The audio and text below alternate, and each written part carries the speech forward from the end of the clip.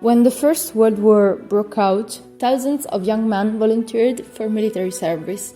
They thought war was an adventure undertaken for noble ends. They tended to glorify war and the romantic notion of sacrifice, heroism, and patriotism. They also thought that war would have been very fast, painless, and clear-cut.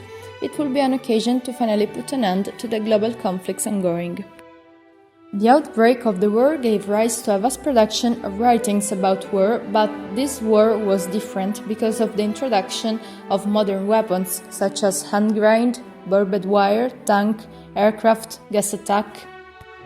The war poets tried to represent the modern warfare in a realistic and unconventional way. This poetry can be considered modern because they had to find new means of expression. But soon this enthusiasm was replaced by disillusionment because life in the trenches was hell.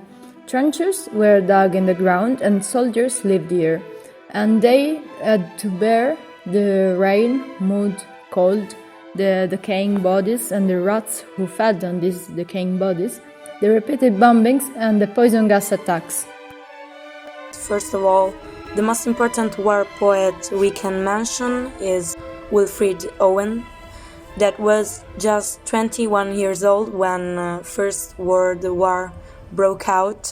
He enlisted in the British Army in 1915 and later took part in a fighting in France. After the diagnosis of shell shock, Owen was sent to convalescence to a hospital in Scotland, where he met the poet Siegfried Sassoon. They became friends, and his most famous works are Dulce et Decorum Est, anthem for doomed youth, Strange Meeting. Despite his opposition to the war, Owen returned to the front line in August 1918 and got killed across a canal in France, just a week before the signature of armistice. John McCrea, that is best known for writing the famous war memorial poem In Flanders Fields, and died of pneumonia near the end of the war. Siegfried Sassoon was one of the critics of savagery and inhumanity of First World War. He wrote Attack the General Suicide in the Trenches. He satirized the conflict leaders and addresses them of taking young men of England to death. He describes war as evil and unjust, and finally he survived war. Alan Seeger, that wrote the poem I Have a Rendezvous with Death. Ivor Gurney wrote Pain. Rupert Brooke, that was an unconventional poet, wrote The Soldiers.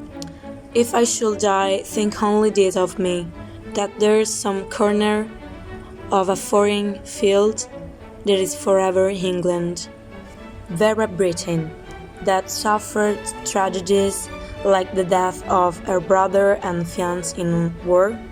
She wrote a collection of poems that describes war from a woman's perspective, and this collection is called Verses at VAD, that was the Voluntary Aid Detachment, and that deals with the death of nurses during the Gallipoli campaign.